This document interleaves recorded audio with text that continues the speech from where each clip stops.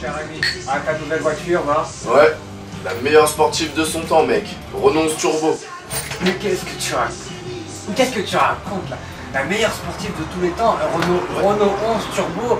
Non, attends, je t'arrête tout de suite. Écoute-moi, t'as acheté ça pour la sportivité? 3 lettres. GTI. 4 lettres Golf GTI. Mais c'est de la merde, mais Comment ça fait ça, que c'est de de la tomber merde? en panne. En plus, c'est qu'une coccinelle Tomber réinterprétée. en C'est panne? pas une bagnole, ça. Tu parles de tomber en panne alors que t'as acheté une Renault? Mais c'est le turbo, c'est les Formule 1, c'est l'avenir. Pas de turbo. Quel avenir? Tu n'iras pas bien loin dans l'avenir avec une fiabilité pareille, mon ami. Fiabilité. Tu veux qu'on appelle Volkswagen? Je te dis, vas-y, vas-y. Les gars, Hein? et si la meilleure voiture du moment ce serait pas la 205 GTI? De toute façon, mais qu'est-ce que ça connaît en bagnole, les Bien meufs? sûr, Allez, à la tienne, ma gueule. Allez, oh là là. Aujourd'hui, le petit garage sort le drapeau à damier et les petits garagistes enfilent un survêtement. Va y avoir du sport. Et pour cause, aujourd'hui, on vous emmène en balade dans la mythique 205 GTI.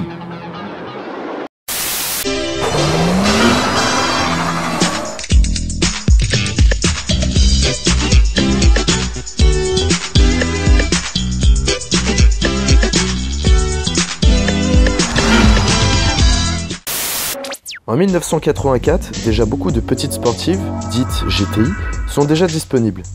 Chaque constructeur se lance ainsi dans l'arène, mais peu réussiront à atteindre la reine mère, la Golf GTI. Enfin, ça c'était avant l'avènement de la petite socialienne. Notre modèle d'essai est une 205 GTI 1,6 litre 105 chevaux de mars 1984. Extérieurement, la 205 de manière générale a traversé les années sans prendre une ride, et la GTI ne déroge pas à la règle. La ceinture de caisse, bien qu'un peu haute, disparaît dans les vitres à l'arrière, tandis que les mythiques barrettes prennent place. Les élargisseurs, provoquants certes, ne tombent pas dans l'excès, et protègent des incivilités en ville. Le béquet spécifique à ce modèle allonge la ligne et parfait l'esprit sportif de la 205, tout comme les longues portées sur le bouclier d'ailleurs. Franchement, c'est équilibré. Ici, pas d'extravagance, pas de superflu. À l'intérieur, c'est comme à l'extérieur, pas de superflu, mais il y a de l'ambiance. Moquette rouge, volant 2 branches siglées par 3 lettres de feu, sellerie Jeanne Masse en rouge et noir sur les sièges baquets au maintien plus que correct. Et le poste de pilotage quant à lui est ergonomique. Tout ou presque se trouve sous nos mains. La planche de bord est complète et lisible, pression d'huile, température d'eau, contour, tout se check en un coup d'œil. Quel dommage que les plastiques se décolorent et se déforment au soleil. Vous l'aurez compris, l'intérieur a bien plus vieilli que l'extérieur. Faisons un petit tour sous le capot. On ne présente plus le XU5. 1580 cm3, 105% à 6200 tours minute pour la nervosité et 134 Nm à 4000 tours minute pour la progressivité. Le son rauque au ralenti donne envie à tout amateur mélomane de le faire ronfler un peu plus fort à coups de pied droit. Voyons donc si la légende de la GTI suprême se confirme sur le macadam. Une fois installé, on se rend compte qu'on est assis un poil haut. On aurait aimé un pédalier plus adapté au talon-pointe également. Bien que la manœuvre ne soit pas impossible, ça demande un petit temps d'adaptation. Les premiers tours de roue nous font découvrir une voiture très simple d'usage. Le rayon de braquage est correct, les reprises nous secouent gentiment, et la direction dépourvue d'assistance est souple et légère. Tout comme la suspension qui ne martyrise pas trop les lombaires. Bien sûr, il s'agit d'une sportive. Alors, en conduite sportive, est-ce aussi bien qu'on le dit ? Commençons par les réactions du moteur. À l'accélération, il grimpe dans les tours calmement jusqu'à 3500 tours minute et s'énerve en hurlant jusqu'à la zone rouge. Assez souple en balade et rageur à l'attaque, on aime ça. La direction, elle, se fait très précise.